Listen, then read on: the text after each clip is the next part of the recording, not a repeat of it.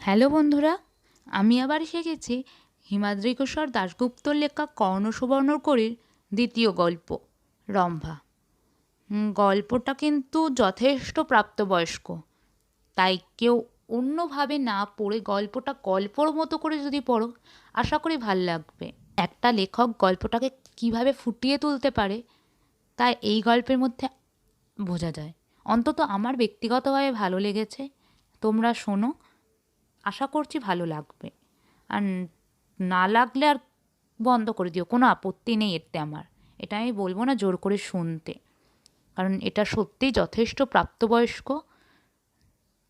প্রথম শুনলেই বুঝতে পারবে তোমরা শুনবে কি শুনবে না, তোমাদের উপর। তো চলো বেশি কথা না বাড়িয়ে বরঞ্চ গল্পটা শুরু করি, তাহলেই বোঝা যাবে। শ্রীনগররাজ চক্রবর্মন তার প্রাসাদের ছাদ থেকে তাকিয়েছিলেন দূরের গিরিপর্তের দিকে। পাহাড়ের মাথায় অবস্থিত এই প্রাসাদ থেকে নিচ থেকে ওপরে উঠে আসা গিরিপথটা স্পষ্ট দেখা যায় মেঘ আর কুয়াশামুক্ত গ্রীষ্মের সকালে। এই শীতপ্রধান দেশে গ্রীষ্ম অতি মনোরম। প্রাসাদ সংলগ্ন বাগিচায় থরে থরে গোলাপ ফুটে আছে, আর তার সুবাস এসে পৌঁছেছে এই সুউচ্চ প্রাসাদের ছাদ পর্যন্ত। মধ্যবয়সী চক্রবর্মনের ঠিক পশ্চাতেই দাঁড়িয়েছিলেন মহামন্ত্রী ভিক্কচর। বার্ধক্যের সীমানায় উপনীত তিনি। চক্রবর্মনের পিতার আমল থেকেই শ্রীনগর কাশ্মীর রাজ্যের মহামন্ত্রীর দায়িত্ব পালন করছেন তিনি। শ্রীনগররাজ চক্রবর্মন দমর গোত্রের দুই নর্তককে যেদিন হারেমে এনে রাজমহিষীর আসনে বসালেন, সেদিন থেকেই পতন শুরু হয়েছে এই রাজ্যের। কামুক রাজা চক্রবর্মনের প্রশ্রয়ে হারেম থেকেই হংসী ও সোমলতা নামের দুই ডোম বারবনিতা রাজ্যের যাবতীয় প্রশাসনিক কাজ নিয়ন্ত্রণ করছে। ভিক্কচর এখন নামেই মহামন্ত্রী। বিশেষত হংসীর কাছে বলা ভালো, তার যৌনতার কাছে যেন আত্মসমর্পণ করেছেন রাজা চক্রবর্মন। আর সেজন্যই ঔদ্ধত্য শালীনতার সব সীমাকে যেন ছাড়িয়ে যাচ্ছে নিজ স্বভাবা হংসী। হ্যাঁ, সে নিজ স্বভাবা, নইলে কেউ ঋতুস্রাবের রক্তমাখা কাপড় পাগড়ি বানাবার জন্য উপহার দিতে পারে মহামন্ত্রী ভিক্কচরের সহকর্মী আর এক মন্ত্রী শল্ককে? রাজাদের হারেম থাকবে, এ ব্যাপারটা নতুন কিছু নয়। রাজসভার মহিমা বর্ধনকারী দ্বাদশ রত্নের মধ্যে ৩ রত্ন ৩ নারী: মহিষী বা প্রধান রানী, ববতা বা প্রিয় পত্নী, পরিবৃক্তি বা পরিত্যক্ত স্ত্রী, যাকে রাজাপত্নী হিসাবে পরিত্যাগ করলেও বিশেষ কোনো গুণাবলীর জন্য রাজদরবারে স্থান দেন। এছাড়া সম্ভোগের জন্য থাকে হারেম। রাজার ক্ষমতা ও ইচ্ছা অনুসারে নারীদের সংখ্যা নির্ণীত হয়। যেমন বারাণসীরাজ তম্বর অতীব রূপসী মহিষী সুসন্ধি থাকা সত্ত্বেও তার হারেমে ১৬,০০০ নারী ছিল। এ প্রথা তো প্রাচীনকাল থেকেই হিন্দু রাজাদের মধ্যে চলে আসছে। এই শ্রীনগর রাজ্য তার ব্যতিক্রম নয়। কিন্তু এ রাজ্যে এমন কখনো হয়নি যে হারেমের জন্য রাজ্যের শাসন ব্যবস্থায় ভেঙে পড়তে চলেছে, যা ঘটছে এই চক্রবর্মনের রাজত্বে। গিরিবর্তের দিকে তাকিয়েছিলেন রাজা চক্রবর্মন। পাহাড়ের ফাঁক গলে সকালের সূর্যকিরণ এসে পড়েছে তার মুখে। কোটরগত কামাতুর চোখ, উন্মুক্ত ঝুলে পড়া রক্তিম ওষ্ঠ, প্রকট হয়ে ওঠা হনু, লাম্পটের স্পষ্ট চিহ্ন যেন দিনের আলোতেও ধরা পড়ছে শ্রীনগর নৃপতির মুখমণ্ডলে। তিনি অপেক্ষা করছেন এক নারীর দর্শন পাবার জন্য। অনন্ত সম্ভোগের প্রতীক সেই নারী, যার জন্য ইতিমধ্যেই বিশাল এক অট্টালিকা নির্মাণ করেছেন রাজা চক্রবর্মন, যার ঠিক কেন্দ্রস্থলে রয়েছে প্রাকার বিশিষ্ট স্বর্ণখচিত সম্ভোগ মঞ্চ, যেখানে তার সঙ্গে যৌনক্রীড়া করবেন শ্রীনগররাজ। সব আয়োজনই সম্পন্ন, এখন শুধু তার আসার প্রতীক্ষা। চক্রবর্মন সংবাদ পেয়েছেন যে গতকালই সেই নারী এসে উপস্থিত হয়েছেন শ্রীনগরের উপকণ্ঠে। ওই গিরিবত্ত দিয়েই তার নগরীতে প্রবেশ করার কথা। বিরাট এক শিবিকাতে বহন করে আনা হচ্ছে তাকে। শিবিকা না বলে অবশ্য তাকে কক্ষ বলাই ভালো। ৪০ জন বেহারা তাকে বহন করে আনছে। কক্ষের মধ্যেই সে নারীর স্বাচ্ছন্দ্যের ব্যবস্থা করা হয়েছে, যাতে তাকে শিবিকা ত্যাগ করতে না হয়, যাতে কোনো পুরুষের দৃষ্টি সেই যুবতীর ওপর না পড়ে। চক্রবর্মনের আর তর সইছে না সে আসবে বলে। গিরিবর্তের দিকে তাকিয়ে রাজা চক্রবর্মন বললেন, মহামন্ত্রী, ওই যুবতী কেমন দেখতে তুমি জানো? ভিক্কচর জবাব দিলেন, যা শুনেছি তাতে সে দীর্ঘাঙ্গী, গাত্রবর্ণ শুভ, দীর্ঘ অক্ষিপল্লব, স্ফীত বক্ষ, ক্ষীণ কটিদেশ, উরু নিতম্ব। জবাব শুনে রাজা বললেন, চান্দেল রাজাদের মন্দির গাত্রে এ জাতের নারীর যে ছবি খোদিত দেখেছিলাম ঠিক তেমনই তো। কিছুকাল আগে রাজা চক্রবর্মণ সপার্শ্বদ ভ্রমণ করতে গেছিলেন চান্দেল রাজাদের রাজ্যে। সেখানে যাবার পিছনে অবশ্য এক বিশেষ উদ্দেশ্য ছিল। সেখানে বেশ কয়েকটা প্রাচীন মন্দির গাত্রে সম্ভোগের বিভিন্ন চিত্রাবলী মিথুন ভাস্কর্য খোদিত আছে। যৌনতাই চক্রবর্মণের জীবনের সব কিছু। যদি সেই মন্দির গাত্রের যৌন শিল্পকলা দেখে নতুন কোনো রতিক্রীড়া সম্ভোগ পদ্ধতি জানা যায়, সেজন্যই তিনি উপস্থিত হয়েছিলেন। হ্যাঁ, জেনেছেন কাশ্মীররাজ। মন্দির গাত্রে খোদিত এক অদ্ভুত যৌন দৃশ্য দেখে অবাক হয়ে গেছিলেন রাজা চক্রবর্মণ। এমন মিথুন দৃশ্য আগে কখনো দেখেননি তিনি। বিশেষ জাতের নারীর সঙ্গে বিশেষ পদ্ধতিতে যৌন ক্রীড়া, আর তা দেখেও এই মিথুন ক্রীড়ার উপযোগিতা শুনে রাজা চক্রবর্মণের মনে হয়েছিল ঠিক এমন নারীই তো চাই তার। তাই ফেরার আগে তিনি চান্দেলরাজ মহিতবকে অনুরোধ করেছিলেন যে কোনো মূল্যে এমন এক নারী সংগ্রহ করে যেন তা শ্রীনগরে পাঠিয়ে দেওয়া হয়। কথা রেখেছেন মহিতব, সেই নারীকে তিনি পাঠাচ্ছেন।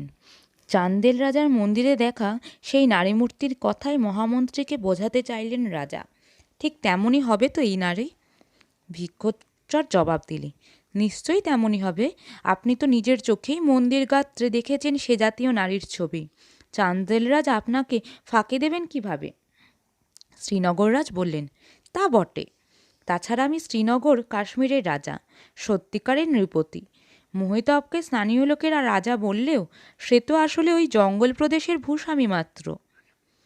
আমার মতো সত্যিকারের রাজার সঙ্গে তার মতো ভূস্বামীর সম্পর্ক স্থাপন নিশ্চয়ই তার কাছে গৌরবের ব্যাপার। মহামন্ত্রী মৃদু চুপ করে থেকে জবাব দিলেন, তা তো নিশ্চয়ই। আপনি এই বিশাল উপত্যকার সত্যি অধীশ্বর, আর মহিতব সেই রুক্ষ জঙ্গলে রাজ্যের ভূস্বামী মাত্র। কৃষ্ণবর্ণের বুনো লোকদের দলপতি ছাড়া সে কিছুই নয়। আপনার অনুরোধ রক্ষা করতে পেরে নিশ্চয়ই কৃতার্থ হয়েছে। রাজা চক্রবর্মণ বললেন, তা তো বটেই। আমি নিশ্চিত ছিলাম যে সে সেই নারীকে পাঠাবে। তবে যারা তাকে নিয়ে আসছে সেই বেহারার দল আর মহিতবের দূত হয়ে যদি কেউ এসে থাকে তবে তাদের পর্যাপ্ত স্বর্ণমুদ্রা দেবেন, আর মহিতবের জন্য উপহারস্বরূপ তুলে দেবেন সোনার সুতোয় কারুকাজ করা পশু লোমের শাল, যাতে খুশি হয় তারা। মহামন্ত্রী বললেন, আপনার নির্দেশ পালিত হবে মহারাজ। রাজা চক্রবর্মণ মুখে মন্ত্রীকে যদিও বললেন যে তিনি নিশ্চিত ছিলেন মহিতব সে নারীকে পাঠাবে, কিন্তু গতকাল মহিতবের উপহার শ্রীনগরের উপকণ্ঠে পৌঁছেছে এ খবর কানে না আসা পর্যন্ত চক্রবর্মণ ব্যাপারটা নিয়ে একটু সন্দিহান ছিলেন। কারণ চক্রবর্মণ সবার অলক্ষ্যে একটা ব্যাপার ঘটিয়ে এসেছিলেন সেখানে। অন্য কেউ হয়তো জানে না, তবে চক্রবর্মণ নিজে সেটা জানেন। একথা সত্যি। রাজা চক্রবর্মণের মতো নগরীর নানা প্রান্তে উদ্যান শোভিত হর্মপ্রাসাদ, অতিথিশালা বা প্রমোদ প্রাসাদ মহিতবের নেই। নদী তীরে অনুচ্চ এক পাহাড়ের গায়ে সিঁড়িছাদহীন এক পাথুরে দুর্গের মধ্যেই তার সব কিছু। চক্রবর্মণেরও স্থান হয়েছিল সেখানেই। চন্দ্রলোকিত এক রাত্রে চক্রবর্মণ গবাক্ষ দিয়ে দেখতে পেয়েছিলেন যে এক রূপসী নারী একাকী ঘুরে বেড়াচ্ছে দুর্গের পশ্চাৎভাগে যে ক্ষুদ্র কারণ আছে তার বৃক্ষরাজির নিচে। সঙ্গে সঙ্গে কামজ্বালা জেগে উঠেছিল চক্রবর্মণের মনে। যে রাজা নিজের রাজ্যে প্রতিদিন অন্তত 3 জন নারীকে সম্ভোগ করেন, তিনি এই জঙ্গল প্রদেশে সুদূর শ্রীনগর থেকে দীর্ঘ পথ অতিক্রম করার কারণে নারীদেহ থেকে বঞ্চিত। তার দেহে কামনার আগুন জ্বলে ওঠা স্বাভাবিক। চক্রবর্মণ তাকে দেখা মাত্রই কক্ষ ত্যাগ করে মার্চারের মতো উপস্থিত হয়েছিলেন সেই নির্জন বাগিচায়। তারপর পেছন থেকে জাপটে ধরে সে রমণীকে টেনে নিয়ে গিয়েছিলেন এক প্রাচীন বৃক্ষের আড়ালে। প্রাথমিক অবস্থায় চক্রবর্মণকে বাধা দেবার আপ্রাণ চেষ্টা করেছিল সেই নারী, কিন্তু তারপর ধীরে ধীরে শান্ত হয়ে গিয়েছিল সেই অসহায়া। হয়তো সে শেষ পর্যন্ত চিনতে পেরেছিল রাজ অতিথি শ্রীনগররাজ চক্রবর্মণকে। নিজের কামেচ্ছা সম্ভোগ চরিতার্থ করে সে রাতে আবার নিজ কক্ষে ফিরে এসেছিলেন চক্রবর্মণ। আর এরপর তিনি শ্রীনগরে ফেরার জন্য যাত্রা শুরু করেছিলেন। তিনি জঙ্গল প্রদেশের রাজা মহিতব দুর্গের প্রধান তোরণ পর্যন্ত এসে বিদায় জানিয়েছিল তাকে। মহিতবের আচরণে কোনো উষ্মা প্রকাশ পায়নি, তবু রাজা চক্রবর্মণের মনে একটা আশঙ্কা থেকেই গেছিল যে হয়তো পরবর্তীকালে সে রাতের ঘটনাটা গোচরে এলো মহিতপের। ক্ষুব্ধ হয়ে হয়তো মহিতপ রাজা চক্রবর্মণের অভীষ্ট সেই নারীকে শ্রীনগরে পাঠালেন না। গতকাল শিবিকা আসার খবর পেয়ে চক্রবর্মণ এ ব্যাপারেও নিশ্চিত হয়েছেন যে সেই ধর্ষণের খবরটা তবে মহিতপের কানে পৌঁছায়নি, অথবা যদি পৌঁছিয়েও থাকে তবে ব্যাপারটাতে তেমন আমল দেয়নি মহিতপ। ছাদে দাঁড়িয়ে মহামন্ত্রীর সঙ্গে কথোপকথনের সময় সে ঘটনার কথা আরও একবার স্মরণে এলো রাজা চক্রবর্মণের। এরপর তিনি মহামন্ত্রীকে প্রশ্ন করলেন, আচ্ছা, সত্যি কি ওই নারী পুরুষের যৌন ক্ষমতাকে বাড়িয়ে দেয়? যে ওই নারীকে তৃপ্ত করতে পারে সে সত্যি কি এক রাতে 7 জন নারীকে সম্ভোগ করতে পারে, তৃপ্ত করতে পারে? সে কারণেই কিন্তু এ নারীকে পাবার জন্য আমার এত বাসনা। গা ঘিন ঘিনে সেই রতিক্রীড়ার কথা কল্পনা করে মনে মনে শিউরে উঠলেন মহামন্ত্রী ভিক্কচর, কিন্তু মুখে তা প্রকাশ না করে ঠোঁটের কোণে হাসি ফুটিয়ে বললেন, তাই তো বলেছিল চান্দেল রাজ। আপনার মনে নেই তার সেই পলা কাহিনী? বারাণসীরাজ এভাবেই তো তার যৌন ক্ষমতা বাড়াতেন। তম্বর 16,000 সম্ভোগা ছিল। তিনি কোনো নারীর সঙ্গে দ্বিতীয়বার মিলিত হতেন না ঠিকই, কিন্তু প্রতিদিন অন্তত 10 জন নারীকে তৃপ্ত করতে পারতেন। এই ধরনের বিশেষ নারীর সঙ্গে মিলনের কারণে যৌন ক্ষমতা বৃদ্ধি পেত। তাছাড়া ব্যাপারটা যদি সত্যি না হয় তবে মন্দির গাত্রে ও ধরনের নারীর সঙ্গে সম্ভোগ দৃশ্য কেন আঁকতে যাবে প্রাচীন ভাস্করের দল, যদি তার কোনো ভিত্তি না থাকে? বাদশাহের নির্দেশিত কামশাস্ত্র অনুযায়ী ওই মন্দিরের বহির্গাত্রের ভাস্কর্য রচনা করা হয়েছিল। নিশ্চয়ই এই মিথুন ক্রীড়া যৌনাচারের গুরুত্বপূর্ণ অঙ্গ। ব্যাপারটা পরীক্ষা করলেই বোঝা যাবে। আমার ধারণা আপনি হতাশ হবেন না। মহামন্ত্রী ভিক্কচরের কথা শুনে বেশ খুশি হলেন শ্রীনগররাজ চক্রবর্মণ। তিনি এরপর হয়তো আরও কিছু বলতে যাচ্ছিলেন, কিন্তু ঠিক সেই মুহূর্তে গিরিবর্তে চক্রবর্মণের দৃষ্টিগোচর হলো সেই শিবিকা। তাকে নিয়ে ওপরে উঠে আসছে বাহকের দল। দূর থেকেই বোঝা যাচ্ছে বিশাল সেই শিবিকা, যেন আস্ত একটা গৃহকেই বহন করে আনছে বাহকরা। সে দৃশ্যের দিকে বেশ কিছুক্ষণ উল্লসিতভাবে চেয়ে রইলেন রাজা। ওই শিবিকার মধ্যেই আছে সেই অভীষ্ট নারী, যার সঙ্গে মিলনের ফলে তিনি লাভ করবেন প্রতিদিন বহু নারীকে তৃপ্ত করার ক্ষমতা। অনন্ত পৌরুষের অধিকারী হবেন কাশ্মীরের অধিপতি চক্রবর্মণ। ক্রমশ নগরের দিকে উঠে আসছে সেই শিবিকা। কামাতুর রাজা বেশ কিছুক্ষণ সে দৃশ্যের দিকে তাকিয়ে থাকার পর অবশেষে সম্বিত ফিরে পেয়ে ভিক্কচরকে বললেন, আপনি আর কালক্ষেপ করবেন না। শীঘ্র ওদের কাছে পৌঁছে শিবিকা নবনির্মিত হারেমের পথে নিয়ে যান। খেয়াল রাখবেন, আমি, আপনি আর হারেমের খোঁজারক্ষী যারা নবাগত নারীর পরিচর্যা ও প্রহরার দায়িত্বে থাকবে, তারা ছাড়া সে নারীর দর্শন যেন কেউ না পায়। অন্য কেউ যদি তার দর্শন লাভ করে তবে তৎক্ষণাৎ তার মৃত্যুদণ্ড হবে। এমনকি তাকে কেমন দেখতে সে ব্যাপারেও যেন হারেমের বাইরে কোনো খবর না পৌঁছায়। সে ব্যাপারে আমি নির্দেশ দিয়ে রেখেছি খোঁজা প্রহরীদের। শুধু তাকে দর্শনই নয়, তাকে নিয়ে কোনো আলোচনা হলেও মৃত্যুদণ্ড অবধারিত। এই নবনির্মিত হারেমের কাকে স্নান দেয়া হতে চলেছে তা জানতে আমার বৃহৎ হারেমের নারীরা অত্যন্ত আগ্রহী। তারা যেন এই নবাগতার ব্যাপারে কিছু জানতে না পারে। হারেমে আপনি সেই নবাগতা নারীকে পৌঁছে দিয়ে আমার সঙ্গে সাক্ষাতের জন্য প্রাসাদে আসবেন। প্রতীক্ষায় রইলাম।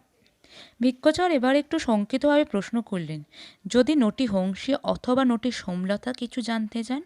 আপনি তো তাদের নির্দেশ পালন করার নির্দেশ দিয়ে রেখেছেন আমাকে।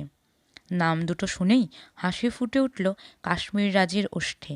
তিনি বলে উঠলেন, তারা দুজন আমার কাছে মহিষীর থেকেও প্রিয়।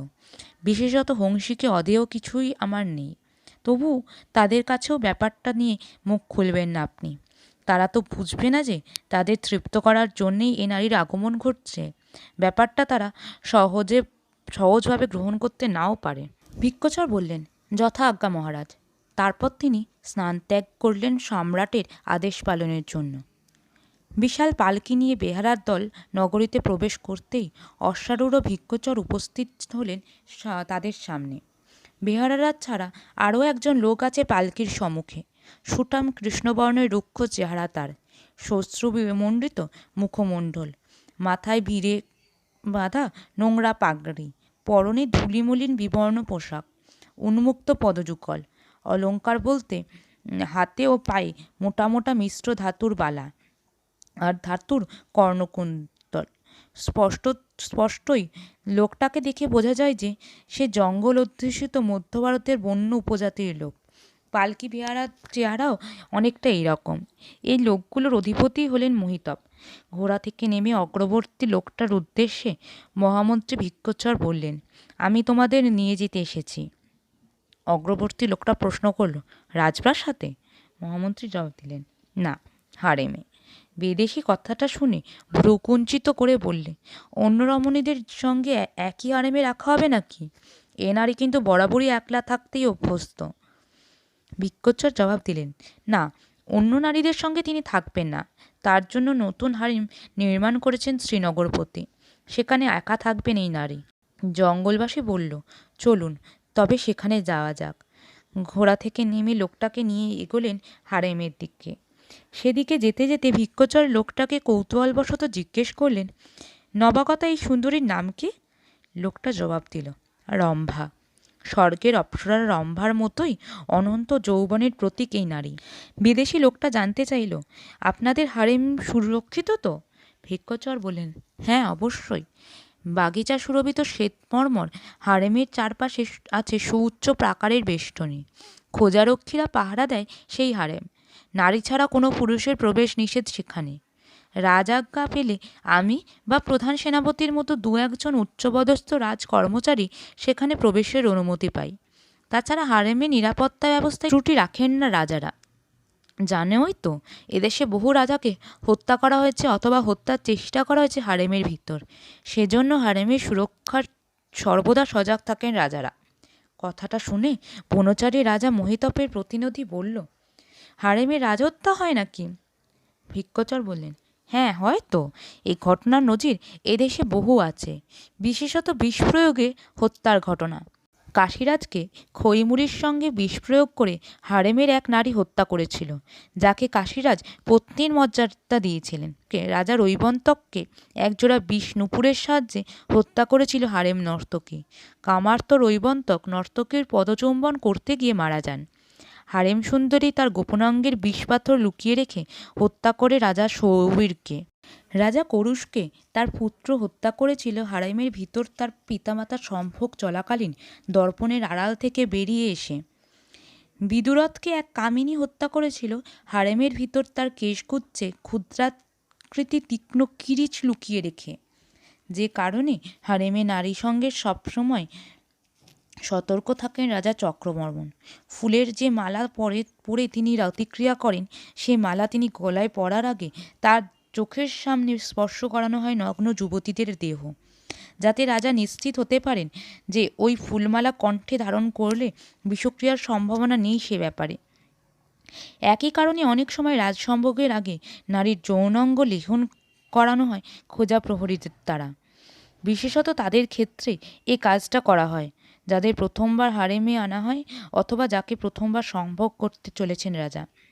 লোকটা বলল, সেবিকায় যাকে নিয়ে এলাম তার ক্ষেত্রেও এসব পরীক্ষা হবে নাকি? ভিক্ষুচর বললেন, হতেও পারে। যতটুকু জানি মহারাজ আজ রাতেই মিলিত হবেন এই নবাগতার সঙ্গে। লোকটা বলল, তাতে অবশ্য আপত্তির কিছু নেই। এই যুবতী এসব পরীক্ষায় উত্তীর্ণ হবে। তার জবাব শুনে মহামন্ত্রী দীর্ঘশ্বাস ছেড়ে মনে মনে বললেন, এমন যদি হতো তবে ভালোই হতো। কেউ যদি চক্রবর্মণকে হত্যা করতে পারত, তাহলে দেশটা অন্তত বেঁচে যেত ওই দুই কামার্ত ব্যভিচারিণী হংসী আর সোমলতার হাত থেকে। রাজমহিষী যশোবতীর ১২ বর্ষীয় বালক পুত্র আছে। তাকে সিংহাসনে বসিয়ে রাজমাতা আর মন্ত্রিপরিষদ রাজ্য চালনা করতে পারতেন। শিবিকা নিয়ে ভিক্ষুচর একসময় হারেমের প্রবেশের তোরণে পৌঁছে গেলেন। খড়গধারী আর ধনুর্ধর খোঁজারা ঘিরে রেখেছে প্রবেশ তোরণ। শিবিকা যে আসছে সে খবর তাদের কাছে আগেই পৌঁছে গেছিল, কাজেই তোরণ খুলে দেওয়া হলো। খোঁজা প্রহরীরা সতর্কভাবে নিয়ে চলল প্রাকার বেষ্টিত স্থাপত্যের কেন্দ্রস্থলের দিকে। বিরাট একটা মর্মর প্রাসাদ অবস্থান করছে বাগিচার কেন্দ্রস্থলে। আর তাকে ঘিরে আরও ছোট ছোট নানান গৃহ, ফোয়ারা আর ছোট ছোট জলাধার শোভিত সুরম্য বাগিচায় ঘুরে বেড়াচ্ছে মৃগ ময়ূরের দল। নানান সুগন্ধি ফুলের গন্ধে মাতোয়ারা চারপাশ। হারেম প্রাকারের ভিতর প্রবেশ করে সেই মধ্য না ভারতীয় ব্যক্তি চারপাশে তাকিয়ে বিস্মিতভাবে বলল, এই এত বড় অট্টালিকা আর সংলগ্ন এই সুরম্য বাগিচা, এ সবই কি রম্ভার জন্যই? ভিক্ষুচর জবাব দিলেন, হ্যাঁ, এ সবই তার জন্য নির্মিত। মূল অট্টালিকাতে থাকবেন পালকির ভিতরে থাকা যুবতী, আর বাগিচার নানান জায়গাতে মূল হারেমে প্রাসাদকে ঘিরে যেসব গৃহ আছে তাতে থাকবে মালিনী, চন্দ্রলেপনী, ভূষণবাহিকা, পরিচ্ছদবাহিকা থেকে শুরু করে পাচিকাসহ দাসীবাদীর দল, যারা শ্রীনগরপতি ও নবাগতা যুবতী রম্ভার পরিচর্যায় নিয়োজিত থাকবে। পার্বত্য উপজাতির ধনুর্ধর কিছু নারীকে শুনেছে নিয়োগ করা হতে চলেছে হারেমের অভ্যন্তরে। সম্ভবত আগামীকাল থেকেই তাদের নিয়োজিত করা হবে। বনচারী বলল, এখানে উপস্থিত নারীর দল তো বাইরের পৃথিবীর কাছে ব্যক্ত করে দিতে পারে রম্ভার সৌন্দর্যের কথা। তাকে পাবার জন্য কোনো রাজা তো আক্রমণ করতে পারে এই রাজ্য। ভিক্ষুচর জবাব দিলেন, না, তার সম্ভাবনা নেই। ভোগ্যা নারী হোক বা দাসী, একবার হারেমে প্রবেশ করলে কেউ আর জীবন্ত হয়ে বাইরে বেরোতে পারে না। দু একজন নারীকে হয়তো মহানুভব শ্রীনগরাধীপ কোনো কোনো সময় মুক্তি দেন ঠিকই, কিন্তু মুক্তিদানের পূর্বে তাদের জিহ্বা কর্তন করা হয় যাতে তারা হারেমের খবর বাইরে প্রকাশ না করতে পারে। প্রাসাদের ভিতর প্রবেশ করল শিবিকা। ভিক্ষুচর তাদের নিয়ে উপস্থিত হলেন সম্ভোগ মণ্ডপ সংলগ্ন ছাদতলা এক প্রাঙ্গণে। পালকি নামালো বেহারারা, পালকির দরজা উন্মুক্ত করা হলো, তার ভিতর উকি দিল খোঁজারক্ষীরা। শিবিকার ভিতর এক কোণে হাঁটু মুড়ে সলজ্জ ভঙ্গিতে বসে আছে সেই নারী রম্ভা। সামান্য বস্ত্রখণ্ডও নেই সেই যুবতীর দেহে। যৌবন যেন চুইয়ে পড়ছে তার অঙ্গ বেয়ে। পুরুষ্ট বুক, ক্ষীণ কোটি আর মৃদঙ্গের মতো ভারী নিতম্বে অনন্ত সম্ভোগের হাতছানি। খোঁজারক্ষীরা অবাক হয়ে গেল তার সৌন্দর্য দেখে। ভিক্ষুচর এবার শিবিকার দিকে দৃষ্টিপাত করে চোখ ফিরিয়ে নিলেন। আবছা হাসি ফুটে উঠল সেই মধ্য ভারতীয় ঠোঁটে। সে প্রশ্ন করলেন, কেমন দেখলেন? ভিক্ষুচর বললেন, অতীব সুন্দরী ঠিকই, কিন্তু কোনো ধরনের নারীদেহের প্রতি আকর্ষণ নেই আমার। আমি কাশ্মীরি ব্রাহ্মণ। উপবেদ ধারণ করার পর আমি প্রতিজ্ঞাবদ্ধ হয়েছিলাম যে আমি শুধু এই শ্রীনগর রাজ্যের হিতার্থেই মন দেব, অন্য কোনো কাজে মন দেব না। যে কারণে আমি নিজে দ্বার পরিগ্রহ করিনি। পরনারী সম্ভোগ তো অনেক দূরের ব্যাপার। কথা বলার পর মহামন্ত্রী বললেন, এবার আপনাকে ও আপনার লোকজনকে হারেম ত্যাগ করতে হবে। এখানে দ্বিতীয়বার প্রবেশানুমতি আর আপনারা পাবেন না। অতিথিশালায় আপনাদের থাকার ব্যবস্থা হবে। শ্রীনগর ত্যাগের আগে অবশ্য ভালো পারিতোষিক পাবেন আপনারা কর্তব্য সম্পাদনের জন্য। তাছাড়া চান্দেল রাজের জন্য শ্রীনগর নরেশের পক্ষ থেকে একটি মহার্ঘ শালও উপহারস্বরূপ নিয়ে যেতে হবে আপনাদের, এমনই নির্দেশ। কথাটা শুনে মহিদ্বপের প্রতিনিধি বলল, কিন্তু আমাকে অন্তত আজকের রাতটা এই হারেমে থাকতে হবে। বেহারার দল না হয় অতিথিশালাতেই রইল। আমি না থাকলে প্রতিক্রিয়ার সেই বিশেষ পদ্ধতি সুচারুভাবে নাও বুঝতে পারেন রাজা, সমস্যা হতে পারে। কথাটা শুনে ভিক্ষুচর বললেন, কিন্তু এখানে থাকার জন্য রাজ অনুমতি লাগবে। দেখি কাশ্মীর নরেশ কি বলেন। বেহারার দল আর তাদের সর্দারকে নিয়ে কিছুক্ষণের মধ্যেই হারেম প্রাকারের বাইরে এসে দাঁড়ালেন মহামন্ত্রী ভিক্ষুচর। তারপর লোকগুলোকে নিয়ে তিনি রওনা হলেন অতিথিশালার দিকে। বেহারাদের সেখানে বিশ্রাম ও আপ্যায়নের ব্যবস্থা করে সর্দারের লোকটাকে নিয়ে রওনা হলেন রাজপ্রাসাদের দিকে। পাথর, ইষ্টক আর দারু নির্মিত শ্রীনগররাজের প্রাসাদ। বিশাল তার চৌহদ্দি, ফল ফুলের বাগিচা, দ্রাক্ষাকুঞ্জ, প্রমোদ মণ্ডপ, অতিথিশালা, দেউল, সৈনিক আবাস, পশুশালা কি নেই সেখানে। প্রচুর লোকজন চারদিকে। প্রাসাদ চত্বরটাকে শ্রীনগর নগরীর অভ্যন্তরে একটা স্বয়ংসম্পূর্ণ নগরী বললেও অত্যুক্তি হয় না। মূল প্রাসাদে অবশ্য সাধারণের প্রবেশাধিকার নিষিদ্ধ হলেও মহামন্ত্রী বলে এ প্রাসাদে প্রবেশের কোনো বাধা নেই ভিক্ষুচরের। শতাধিক কক্ষযুক্ত এই রাজপুরীর যে কোনো জায়গাতেই প্রবেশাধিকার আছে মহামন্ত্রীর ও প্রধান সৈন্যাধ্যক্ষদের। এমনকি রাজার শয়নকক্ষে উপস্থিত হতে পারেন তারা দুজন। সম্প্রতি অবশ্য আরও দুজন রাজনির্দেশে এ অধিকার পেয়েছে, সেই হংসী আর সোমলতা। ভিক্ষচর মৃদু সন্দিহান ছিলেন যে চক্রবর্মণ সত্যি তার জন্য এ প্রাসাদে অপেক্ষা করে আছেন, নাকি হংসীর আহ্বানে প্রাসাদ ত্যাগ করেছেন। আজকাল প্রায় সময়ই তো দিনের বেলা তিনি চলে যান হারেমে। আদিম রিপুর কাছে সম্পূর্ণ আত্মসমর্পণ করেছেন শ্রীনগররাজ। দিনরাতের পার্থক্য এখন তার কাছে গৌণ। কামই তার জীবনের সব কিছু। অন্য কোনো কীর্তি বা খ্যাতির অভিলাষী তিনি নন। মহারাজের প্রধান ভৃত্যের সঙ্গে প্রাসাদে প্রবেশ করার পর দেখা হয়ে গেল ভিক্ষচরের। খাস ভৃত্য জানালো যে মহারাজ অন্তঃপুরেই আছেন, স্নানাগারে যাবার জন্য প্রস্তুত হচ্ছেন, অর্থাৎ প্রথম তলেই আছেন তিনি। লোকটাকে নিয়ে বারমহল অতিক্রম করে ভিক্ষচর প্রথমে উপস্থিত হলেন শ্বেতপাথর বসানো একটা চকে। চকটাই বারমহল আর অন্দরমহলকে আলাদা করে রেখেছে। অন্দরমহলে সবাই প্রবেশ করতে পারে না। বিদেশিকে যে সেখানে দাঁড় করিয়ে অন্দরমহলে প্রবেশ করলেন ভিক্ষচর। স্নানাগার সংলগ্ন এক বিশাল কক্ষ আছে। সেখানে স্নানের পূর্বে রাজার দেহে সুগন্ধি তৈল মর্দন করা হয়। পরিচ্ছদ আভূষণ সে কক্ষে পরিত্যাগ করে রাজা কক্ষ সংলগ্ন স্নানগৃহে যান। ভিক্ষচর প্রবেশ করলেন সেই কক্ষে। দীপদানে বড় বড় ঘিয়ের প্রদীপ জ্বলছে। ঘরের ভিতর সার বেঁধে দাঁড়িয়ে আছে সুন্দরী পরিচারিকারা। তাদের কারো হাতের উপর থালায় মখমলের আচ্ছাদনের ওপর রাখা সুগন্ধির পাত্র, কারো হাতে থালায় রাখা অলঙ্কার বা রেশম বস্ত্র অথবা নানা ধরনের উপাচার। কক্ষের ঠিক মাঝখানে একটা চন্দন কাঠের বেদির ওপর আধশোয়া অবস্থায় বসে আছেন রাজা। সম্পূর্ণ নিরাবরণ তার দেহ। উন্মুক্ত বক্ষ তিনজন সুন্দরী দামি তৈল সুগন্ধি মর্দন করছে তার অঙ্গে।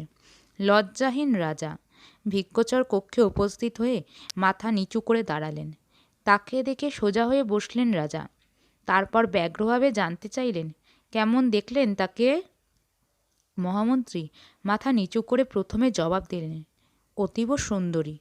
তারপর বললেন, এ ব্যাপারে একান্তে কিছু বলার ছিল।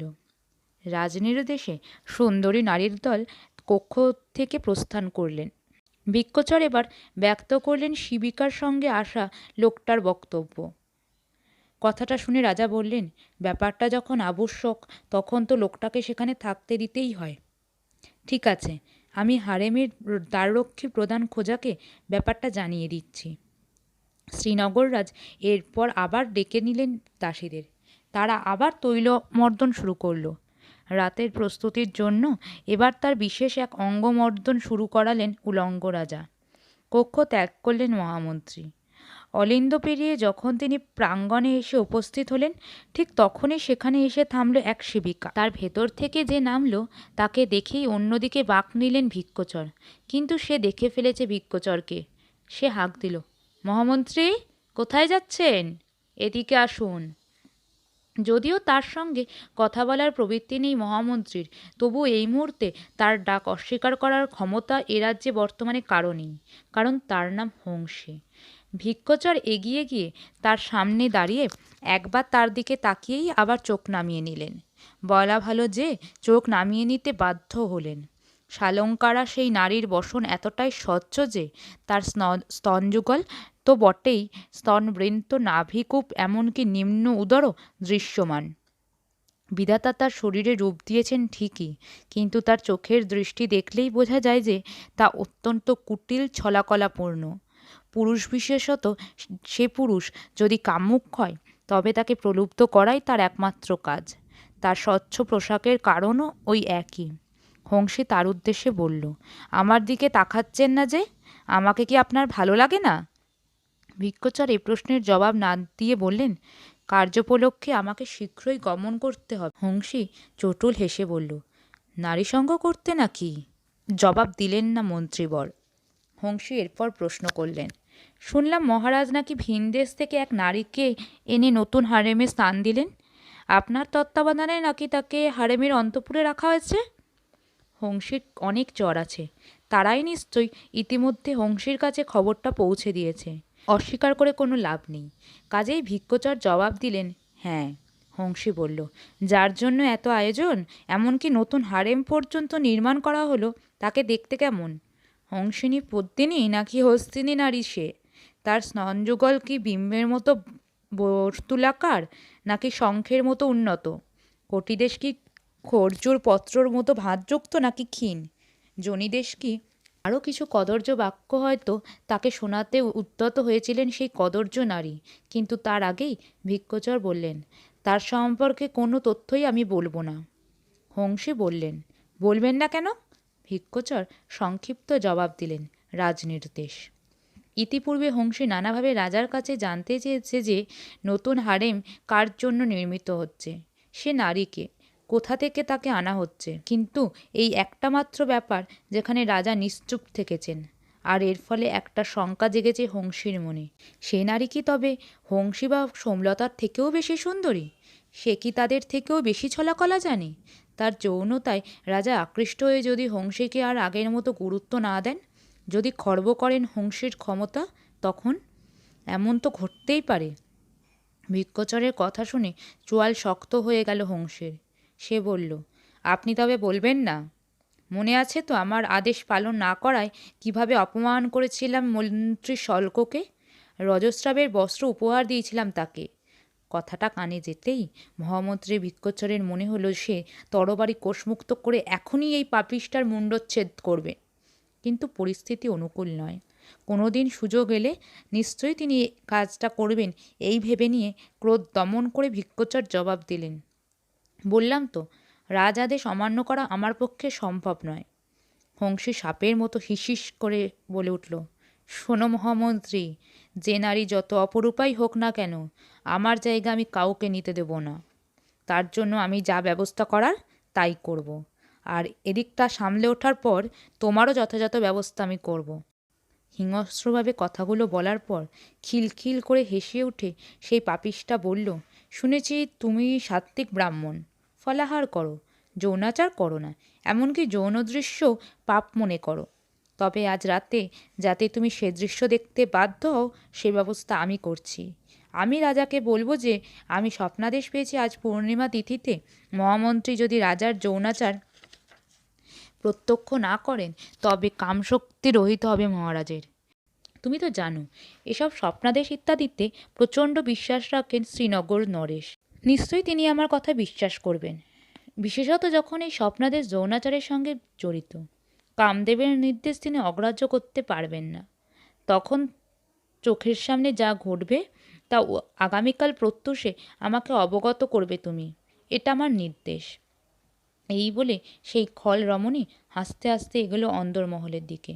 লজ্জায় অপমানে মাথা নিচু করে দাঁড়িয়ে মহামন্ত্রী ভিক্ষুচর ভাবতে লাগলেন, আর কত অপমান সহ্য করতে হবে আমাকে?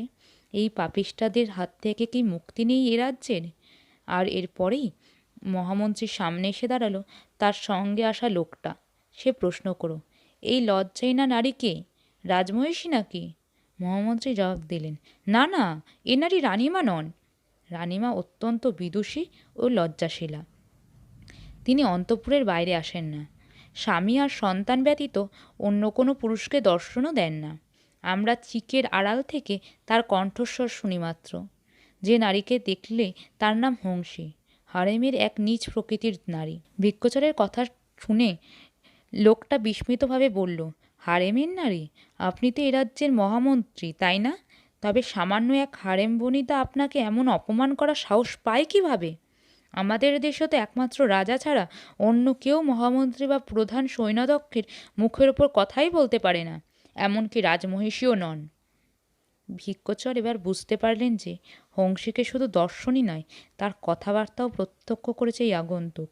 অপমানের জ্বালাটা এবার তীব্র হয়ে উঠল মহামন্ত্রীর মনে। এই বিদেশি নিশ্চয়ই তার দেশে ফিরে গিয়ে জানাবে যে শ্রীনগর রাজ্যের মহামন্ত্রীর কোনো সম্মান নেই। হারেমের গণিকারাও তাকে প্রকাশ্যে অপমানের স্পর্ধা রাখে। তাই বিদেশির প্রশ্ন শুনে নিজের মনের ক্ষোভ এবার আর চেপে রাখতে পারলেন না ভিক্ষুচর। তিনি বলে উঠলেন, কামুক রাজা চক্রবর্মন আত্মসমর্পণ করেছেন এই নীচ নারীর দেহ আর ছলাকলার কাছে। আরও একজন আছে, তার নাম সোমলতা। এই দুই ডোমারি নারী এখন এ রাজ্যের সব কিছু পরিচালনা করে। বিশেষত এই হংসে। তার নির্দেশেই এখন রাজনির্দেশের সমতুল্য। সারা দেশে অন্ধকার নেমে এসেছে। ভয়ঙ্কর জীবনযাপন করছে নাগরিকরা। লোকটা শুনে বলল, যে দেশে মহামন্ত্রীর এমন অবস্থা, সেখানে দেশের বা সাধারণ নাগরিকদের জীবন যে কতটা দুর্বিষহ তা সহজেই অনুমেয়। কিন্তু এর প্রতিবাদে বিদ্রোহ হয় না? নতুন কেউ সিংহাসন দখল করে না কেন? কথাটা শুনে মহামন্ত্রী বললেন, রাজহত্যা না করে সিংহাসন দখল সম্ভব নয়। কিন্তু রাজা যতই অন্যায় করুক না কেন, রাজার হত্যাকারীকে কেউ মেনে নেবে না এই রাজ্যে। রাজহত্যা আমাদের রাজ্যের রীতিবিরোধী। এক যদি রাজা কোনো অসুখে বা দুর্ঘটনায় মারা যান, তবে হয়তো বেঁচে যেতে পারে রাজ্য। বিদেশির কাছে কথাগুলো তিনি ক্ষোভে বলে ফেললেন ঠিকই, কিন্তু এরপরই তিনি নিজেকে সংযত করে নিলেন। এই প্রসঙ্গে আর কোনো কথা না বলে লোকটাকে নিয়ে প্রাসাদ ত্যাগ করলেন ভিক্ষুচর। তারপর তাকে নতুন হারেমের দরজা পর্যন্ত পৌঁছে দিয়ে নিজের গৃহে ফিরে এলেন। সপাক আহার গ্রহণ করেন ভিক্ষুচর। তিনি রন্ধনের উদ্যোগ নিচ্ছিলেন। এমন সময় অশ্বক্ষুরের শব্দ এসে থামল তার দরজাতে। মহামন্ত্রী কক্ষের বাইরে বেরিয়ে দেখতে পেলেন এক পরিচিত বার্তাবাহককে। লোকটা ঘোড়া থেকে নেমে মাথা ঝুঁকিয়ে মহামন্ত্রীকে অভিবাদন জানিয়ে বলল, মহারাজ আপনাকে আজ সূর্যাস্তের পর নতুন হারেমে উপস্থিত থাকতে বলেছেন। সংক্ষিপ্ত বার্তা দিয়ে প্রস্থান করল লোকটা। মহামন্ত্রী বুঝতে পারলেন সেই নীচ নারী হংসের মিথ্যা ভাষণে প্রভাবিত হয়েছেন মহারাজ। বার্তাবাহক চলে যাবার পর বেশ কিছুক্ষণ স্নানুর মতো দাঁড়িয়ে রইলেন ভিক্ষুচর। তারপর পুনরায় কক্ষে প্রবেশ করলেন। তবে রন্ধন বা আহার করার প্রবৃত্তি তার আর রইল না। লজ্জায়, অপমানে, ক্রোধে তিনি অস্থির হয়ে উঠলেন। বংশ পরম্পরায় তারা এই শ্রীনগর রাজ্যের মন্ত্রী বা মহামন্ত্রীর দায়িত্ব পালন করে আসছেন। ভিক্ষুচরের কয়েকজন পূর্বপুরুষ কখনো রাজার জীবন রক্ষায় অথবা দেশ রক্ষার্থে নিজের জীবন উৎসর্গ করেছেন, আর ভিক্ষুচরও তাদের পদাঙ্ক অনুসরণ করে শ্রীনগর রাজ্যের হিতার্থে দীর্ঘদিন ধরে কর্তব্য পালন করে আসছেন। তিনি দ্বার পরিগ্রহণও করেননি এই জন্য যে সংসার প্রতিপালনে যে সময় ব্যয় হয় তা তিনি রাজ্যের মঙ্গল সাধনায় ব্যয় করতে চেয়েছিলেন। তাছাড়া স্ত্রী সন্তানের জন্য পিছুটান থাকলে অনেক সময় দেশের জন্য আত্মবলিদান সম্ভব হয় না। কোনোদিন নারী সঙ্গ করেননি, পাছে নারীদের প্রতিও তিনি প্রলুব্ধ হয়ে নিজ ভাবনা ও কর্তব্যচ্যুত হন। আর তাকেই কিনা হারেম গণিকার জঘন্য নির্দেশ মেনে চলতে হবে? রাজার রমণ দৃশ্য প্রত্যক্ষ করে তার পুঙ্খানুপুঙ্খ বিবরণ দিতে হবে এক নীচ নারীকে? ভিক্ষুচর ভাবতে লাগলেন, আমি কি পাপ করেছি যার জন্য বিধাতা পুরুষ এই নিষ্ঠুর পরিহাস করছেন আমার সঙ্গে? সময় এগিয়ে চলল। ভিক্ষুচর যখন সেই বিদেশী বনচারীকে হারেমে পৌঁছে দিয়ে গৃহে ফিরেছিলেন, তখন দ্বিপ্রহর। তারপর দুপুর গড়িয়ে বিকেল হলো। সূর্যও একসময় ঢলতে শুরু করলো পাহাড়ের আড়ালে। আলো কমে আসতে লাগলো ভিক্ষুচরের কক্ষে। সময় এগিয়েছে। একসময় ভিক্ষুচর প্রায় সিদ্ধান্ত নিয়েই ফেললেন যে না, তিনি সেই অনাচারের দৃশ্য প্রত্যক্ষ করবেন না। তাতে যা হয় হবে। দরকার হলে আজ গভীর রাত্রেই তিনি শ্রীনগর রাজ্য ত্যাগ করে অন্যত্র চলে যাবেন। কক্ষে প্রদীপ জ্বালালেন না মহামন্ত্রী। অন্ধকার কক্ষে বসে তিনি নিজের আর এ রাজ্যের দুর্দশার কথা ভাবতে লাগলেন। উপত্যকা কিছুক্ষণের জন্য ঢেকে গেল নিকষ কালো অন্ধকারে। তারপর ভিক্ষুচর একসময় খেয়াল করলেন ঘরের অন্ধকার যেন মৃদু ফিকে হয়ে আসছে। উন্মুক্ত গবাক্ষ দিয়ে বাইরে তাকিয়ে তিনি দেখতে পেলেন পাহাড়ের মাথার ওপর চাঁদ উঠতে শুরু করেছে। পূর্ণিমার চাঁদ। ঠিক এই সময় একদল অশ্বারোহী ভিক্ষুচরের দরজায় উপস্থিত হলো। ভিক্ষুচর কক্ষ থেকে বাইরে বেরিয়ে এসে দেখতে পেলেন প্রধান সেনাপতি ভালুক একদল সৈন্য নিয়ে উপস্থিত হয়েছেন। তিনি ভিক্ষুচরকে দেখে অভিবাদন জানিয়ে বললেন, মহারাজ হারেমে পৌঁছে গেছেন। আপনাকে সেখানে দেখতে না পেয়ে আমাকে নির্দেশ দিয়েছেন আপনাকে সেখানে নিয়ে যাবার জন্য। মহারাজ যে হারেমে আপনাকে উপস্থিত থাকতে বলেছিলেন, সেই সংবাদ কি আপনি পাননি? মহামন্ত্রী বললেন, সংবাদ যথাসময়ে পেয়েছি, কিন্তু আমি যদি সেখানে না যাই তবে কি করবেন? প্রশ্ন শুনে একটু ইতস্তত করে প্রধান সেনাধ্যক্ষ ভালুক বললেন, রাজনির্দেশ অমান্য কিভাবে করি বলুন? আপনি সবাই তো তার নির্দেশ মানতে বাধ্য। সেক্ষেত্রে আমাদের আপনাকে রজ্জুবদ্ধ অবস্থায় নিয়ে যেতে হবে সেখানে। ভালুকের কথা শুনেও একইভাবে দাঁড়িয়ে রইলেন মহামন্ত্রী ভিক্ষুচর। ভালুক তার সেনাদের তফাতে রেখে ঘোড়া থেকে নেমে ভিক্ষুচরের সামনে এসে দাঁড়ালেন। ভিক্ষচর বিষণ্ণ হেসে বললেন, এবার আমাকে রজুবদ্ধ করবেন তো? করুন। তবে আমি আপনাকে বলি যে কেন আমাকে রাজা হারেমে উপস্থিত হতে বলেছেন। আমাকে তার যৌন দৃশ্য প্রত্যক্ষ করতে হবে এবং তার বিবরণ দিতে হবে হংসীকে। সেই পাপিষ্ঠার প্ররোচনাতেই মহারাজ সেই জঘন্য দৃশ্য প্রত্যক্ষ করাতে চাইছেন। তার কথা শুনে প্রধান সেনাধ্যক্ষ একটু চুপ করে থেকে বললেন, ব্যাপারটা যে এ ধরনের কিছু তা আমি অনুমান করেছিলাম। তারপর গলা নামিয়ে বললেন, ওই পাপিষ্ঠার দ্বারা আমরা কেউই কম অপমানিত হইনি। আমাকে ঘোড়ার পিঠে তার পাদুকা বহন করতে হয়েছে। অপমানবোধ আমারও কম নেই, কিন্তু আমি সুযোগের প্রত্যাশাতে আছি। আপনি প্রাজ্ঞ, বিচক্ষণ। একবার শুধু ভেবে দেখুন, কোনোদিন সে সুযোগ উপস্থিত হতে পারে। তখন আপনার মতো বিচক্ষণ এ রাজ্যের জন্য নিবেদিত প্রাণ ব্যক্তিকেই আমাদের অভিভাবক হিসেবে প্রয়োজন হবে এ রাজ্যে শান্তির পরিবেশ ফিরিয়ে আনার জন্য। দোহাই আপনার, ক্রোধের বশে এমন কোনো সিদ্ধান্ত নেবেন না যার জন্য সে সুযোগ থেকে আমরা বঞ্চিত হই। আপনার মৃত্যুদণ্ড হলে বা আপনি কারাগারে নিক্ষিপ্ত হলে শয়তানি হংসীর ক্ষমতা আরও বাড়বে। ঘোর অন্ধকার নেমে আসবে শ্রীনগর রাজ্যে। নরককুণ্ডে পরিণত হবে এই রাজ্য। মহামন্ত্রী বললেন, এ রাজ্যে অন্ধকার কি কোনোদিনও সত্যি ঘটবে? আমাকে কি আর প্রয়োজন হবে? ভালুক বললেন, কে বলতে পারে প্রয়োজন হবে না?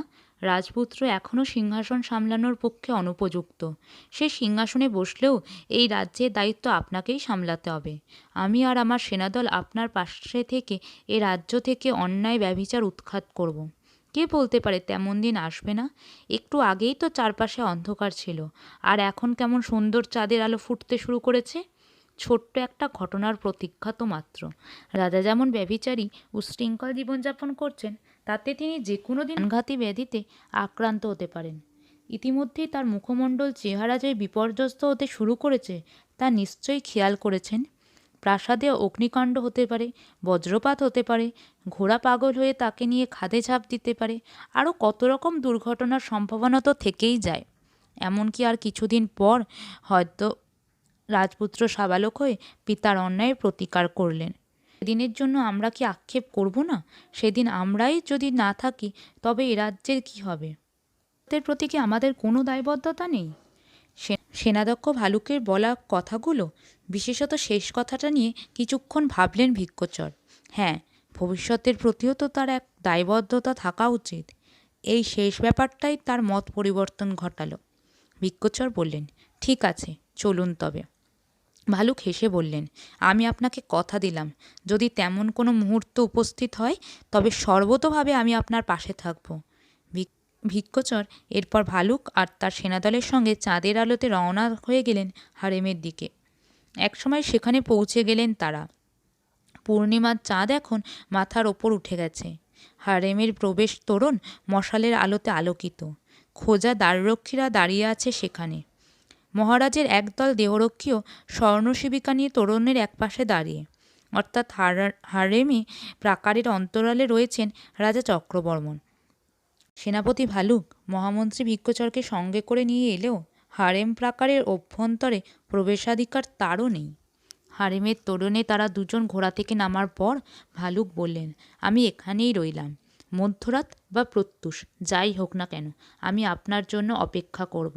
একত্রে ফেরা যাবে। ভিক্ষচর জবাব দিলেন, ধন্যবাদ, তাই হবে। ভিক্ষচর তোরণের সামনে পৌঁছতেই তাকে দেখে তোরণ উন্মুক্ত হয়ে গেল। ভিতরে প্রবেশ করলেন তিনি। তারপর কয়েকজন খোঁজা তাকে নিয়ে চলল নির্দিষ্ট গন্তব্যের দিকে। সে লোকগুলো ভিক্ষচরকে কিছু না বললেও তাদের মুখের অভিব্যক্তি দেখে ভিক্ষচরের মনে হলো তারা যেন বেশ আমোদ পাচ্ছে এ স্থানে ভিক্ষচরের উপস্থিতির কারণে। এ রাজ্যের অন্য আরও অনেকের মতো এই লোকগুলোও সম্ভবত জানে যে মহামন্ত্রী সারা জীবন নারী সঙ্গ করেননি। সন্ন্যাসী বলা যায় মহামন্ত্রীকে। আর তিনিই কিনা আজ হারেমে এসে উপস্থিত হয়েছেন যৌন দৃশ্য দেখার জন্য। থরে থরে গোলাপ ফুটে আছে বাগিচাতে, তার সুবাসে মাতোয়ারা বাতাস। আকাশে গোল থালার মতো চাঁদ উঠেছে, আর আলো যেন চুইয়ে পড়ছে উপত্যকায়, পর্বতশৃঙ্গ বেয়ে। এত সুন্দর পূর্ণিমার চাঁদ এর আগে কোনোদিন দেখেননি মহামন্ত্রী। মনে মনে তিনি বললেন, কি সুন্দর এই প্রকৃতি, কি সুন্দর এই দেশ, কিন্তু এর আড়ালে সামনের ওই বিশাল মহলের অন্তঃপুরে কি কদর্য ঘটনা ঘটে চলেছে কে জানে। খোজাদের সঙ্গে হারেমে প্রবেশ করলেন ভিক্ষচর। বেশ কয়েকটা মহল প্রাঙ্গণ অতিক্রম করে অবশেষে তিনি উপস্থিত হলেন স্বর্ণখচিত সেই সম্ভোগ মণ্ডপের সামনে। তার চারপাশ বর্তমানে রেশমের পর্দা দিয়ে ঘিরে দেওয়া হয়েছে। তার ভিতরে অন্য কিছু বাইরে থেকে বোঝা না গেলেও উজ্জ্বল প্রদীপের অবস্থান স্পষ্ট। মৃদু একটা শব্দও যেন ভেসে আসছে আচ্ছাদনের ওপাশ থেকে। পর্দার সামনে এসে দাঁড়ালেন ভিক্ষচর। ভিতরে ঢোকার আগে তিনি মুহূর্তের জন্য হয়তো ইতস্তত বোধ করছিলেন, কিন্তু তাকে আর কোনো চিন্তার অবকাশ না দিয়ে একজন খোঁজা পিছন থেকে ধাক্কা দিল। পর্দার গায়ে একটা ফাঁক গলে মণ্ডপের ভিতর প্রবেশ করলেন ভিক্ষচর। মণ্ডপের ভিতর প্রদীপদানে বেশ কয়েকটা বড় বড় ঘৃতের প্রদীপ জ্বলছে। তার আলো বিচ্ছুরিত হচ্ছে মণ্ডপের স্বর্ণখচিত স্তম্ভে, ছাদে। ঝলমল করছে চারপাশ। মণ্ডপের ঠিক কেন্দ্রস্থলেই অনুচ্চ রমণ বেদী। মহামন্ত্রী ভিক্ষচর সেখানেই দেখতে পেলেন সেই নারী ও রাজা চক্রবর্মণকে। দুজনের দেহই সম্পূর্ণ নিরাবরণ, একটা সুতোও কারো গায়ে নেই। মিথুন বেদিতে দণ্ডায়মান দুজনেই, সামনে নারী, পিছনে উলঙ্গ রাজা। যুবতীর নিতম্ব আঁকড়ে ধরে পশ্চাৎভাগে মিথুনরত রাজা চক্রবর্মণ। যৌন উত্তেজনাতে নারী পুরুষ দুজনেই কাঁপছে। সুন্দর দৃশ্যের মতো কুৎসিত দৃশ্যেরও নাকি মানুষকে মোহাবিষ্ট করার ক্ষমতা থাকে। তাই হয়তো বা ভিক্ষচর সে দৃশ্য থেকে চোখ সরাতে গিয়েও পারলেন না। তিনি চেয়ে রইলেন সেই সঙ্গম দৃশ্যের দিকে। উলঙ্গ রাজার অবশ্য কোনো হুঁশ নেই, তিনি রমণক্রিয়ায় ব্যস্ত। বাহ্যজ্ঞান লুপ্ত হয়েছে তার, কাম তার সব সত্তাকে গ্রাস করেছে। ভিক্ষচরও যেন অনেকটা বাহ্যজ্ঞান লুপ্ত হয়েই দেখতে লাগলেন সেই দৃশ্য। ক্রমশ যৌন উত্তেজনায় যেন শরীরের কম্পন বেড়েই চলেছে তাদের। এমন রমণ দৃশ্য এর আগে কেউ প্রত্যক্ষ করেছেন কিনা তা জানা নেই মহামন্ত্রী ভিক্ষচরের। তার মনে হতে লাগলো অনন্তকাল ধরে যেন এই মিথুন দৃশ্য প্রত্যক্ষ করে চলেছেন তিনি। এ দৃশ্যের কোনো শুরু নেই, শেষ নেই, কিন্তু এ দৃশ্যেরও পরিসমাপ্তি ঘটল একসময়, এবং তা অদ্ভুতভাবে। হঠাৎই যেন উত্তেজনার চূড়ান্ত সীমায় পৌঁছে প্রচণ্ড কেঁপে উঠল সঙ্গমরত সেই নারী পুরুষ দুজনের শরীরই। আর তারপরেই রাজা চক্রবর্মণের দেহটা প্রচণ্ড গতিতে শূন্যে নিক্ষিপ্ত হয়ে আছড়ে পড়ল এক স্তম্ভের গায়ে। মহামন্ত্রী ভিক্ষচরের স্তম্ভিত ফিরতে কিছুটা সময় লাগলো। তারপরে তিনি ছুটে গেলেন মাটিতে পড়ে থাকা রাজার দিকে। তখন আর প্রাণ নেই শ্রীনগর নরেশ চক্রবর্মণের শরীরে। স্তম্ভের গায়ে আছড়ে পড়ার সময় সংঘর্ষে চূর্ণ বিচূর্ণ হয়ে গেছে তার মাথা, মস্তিষ্ক ছড়িয়ে আছে চারপাশে, রক্তের স্রোত বইছে। দুর্ঘটনায় মৃত্যু হয়েছে কাশ্মীর নরেশ চক্রবর্মণের। ভিক্ষচর তাকিয়ে রইলেন সেই ভয়ঙ্কর দৃশ্যের দিকে। মহামন্ত্রীর হুঁশ ফিরল একটা কণ্ঠস্বর শুনে। স্তম্ভে আঘাত না লাগলেও মৃত্যু ঘটত রাজার, কারণ তার বক্ষপিঞ্জর চূর্ণ বিচূর্ণ হয়ে গেছে। এই মুহূর্তে না হলেও রাত্রি শেষে সূর্যোদয়ের পূর্বেই মৃত্যু হতো তার, অথবা খুব বেশি হলে আর একটা দিন মাত্র তিনি জীবিত থাকতেন। কথাটা শুনে মহামন্ত্রী ভিক্ষচর তাকিয়ে দেখলেন তার পাশে এসে দাঁড়িয়েছে সেই বিদেশি। তার ঠোঁটের কোণে জেগে আছে আবছা হাসির রেশ। মহামন্ত্রী ভিক্ষচর তাকে প্রশ্ন করলেন, আপনি কি জানতেন যে এই দুর্ঘটনা ঘটবে? শিবিকার সঙ্গে আসা সেই লোকটা জবাব দিল, সম্ভবত। ভিক্ষচর জিজ্ঞেস করলেন, তবে আপনার দেশের প্রাচীন মন্দির গাত্রে খোদিত যে চিত্র আমরা দেখেছিলাম তা কি মিথ্যে ছিল? তার মধ্যে কি লুকিয়ে ছিল মৃত্যুর ইঙ্গিত? সে চিত্র কি তবে মিথ্যে ছিল? লোকটা জবাব দিল, না, ঠিক তা নয়। তবে শিল্পী শুধু সেই মিথুন দৃশ্যই খোদিত করেছিলেন মন্দিরে, সতর্কবার্তা সেই চিত্রে খোদিত ছিল না। তবে আমি তা জানতাম। এনারে যখন যৌন আনন্দের চূড়ান্ত মুহূর্তে পৌঁছায় তখন উত্তেজনায় পদাঘাত করে। আপনাদের রাজাকে তার সঙ্গে সঙ্গম প্রক্রিয়া দেখিয়ে দিলেও এই শেষ কথাটা তাকে জানাইনি আমি। জানাইনি যে চূড়ান্ত উত্তেজনার পূর্ব মুহূর্তে এই নারীর কাছ থেকে দূরে সরে আসতে হয়, কারণ এ নারী চূড়ান্ত উত্তেজিত হলে পদাঘাত করে। মহামন্ত্রী ভিক্ষচর জানতে চাইলেন, তবে সে কথা আপনি রাজাকে জানাননি কেন? ভিক্ষচরের কথাটা শুনে কয়েক মুহূর্ত তার দিকে স্থির দৃষ্টিতে চেয়ে থেকে সেই বিদেশি জবাব দিল, জানাইনি কারণ আমি এটা চেয়েছিলাম। শ্রীনগর নরেশকে অতিথি হিসাবে বিশ্বাস করে অতিথি রূপে বরণ করেছিলাম আমি, কিন্তু তিনি তার মর্যাদা রক্ষা করেননি। গভীর রাতে পুষ্পচয়নরত রাজমহিষীকে একলা পেয়ে কামুক নৃপতি তাকে ধর্ষণ করেন। মহিষীর সেই অপমানের প্রতিশোধ নিতেই আমি এখানে ছুটে এসেছিলাম। মনস্কামনা পূর্ণ হয়েছে আমার। আজ রাতেই আমি সঙ্গীদের নিয়ে নিজের দেশে ফেরার জন্য যাত্রা আরম্ভ করব। বিস্মিত ভিক্ষুচর এবার জানতে চাইলেন, আপনার পরিচয় কি? সেই বিদেশি জবাব দিল, আমি চান্দেলরাজ মোহিতব। হতভম্ব ভিক্ষুচর বাকরুদ্ধ হয়ে চেয়ে রইলেন তার দিকে।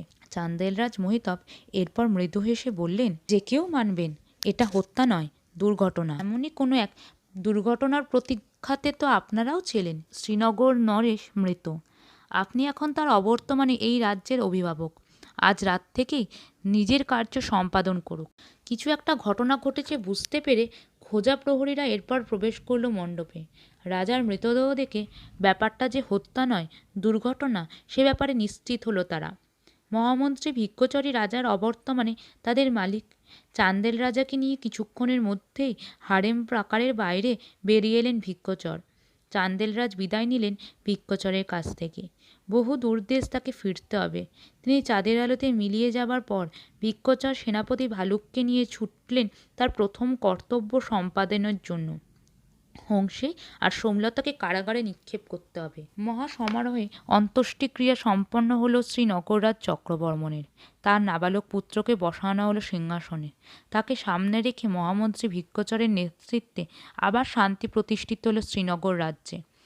সেদিন রাতে নতুন হারেমের অভ্যন্তরে পূর্ব পরিকল্পিত যে ঘটনা সংঘটিত হয়েছিল তার সম্বন্ধে জানল না বাইরের পৃথিবীর কেউ।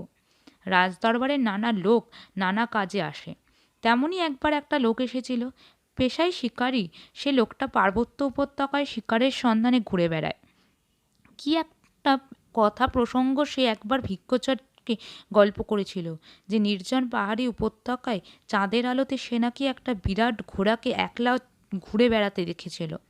জ্যোৎস্না নাকি চুইয়ে পড়েছিল তার সাদা অঙ্গ বেয়ে। থুরি, সে ঘোড়া নয়, ঘোটকি। তো বন্ধুরা, রম্ভা গল্পটা এখানেই সমাপ্তি হলো। সুন্দর সমাপ্তি বলা যায়। আর হিমাদ্রি কিশোর দাশগুপ্ত যে সত্যি প্রাপ্তবয়স্ক গল্প লিখেছেন তার প্রমাণ আমরা রম্ভা গল্পের মধ্যেই পাই। গল্পটা আমার তো বেশ ভালো লেগেছে। কতভাবে একটা লেখক একটা কাহিনীকে তুলে ধরতে পারে তার পরিচয় আমরা এখানেই পাই। তা আজকের মতো টাটা। পরের দিন আমি না হয় আবার একটা নতুন গল্প বলবো না, কর্ণ সুবর্ণর করি পরের গল্প প্রস্তরঘাতক নিয়ে আসছি।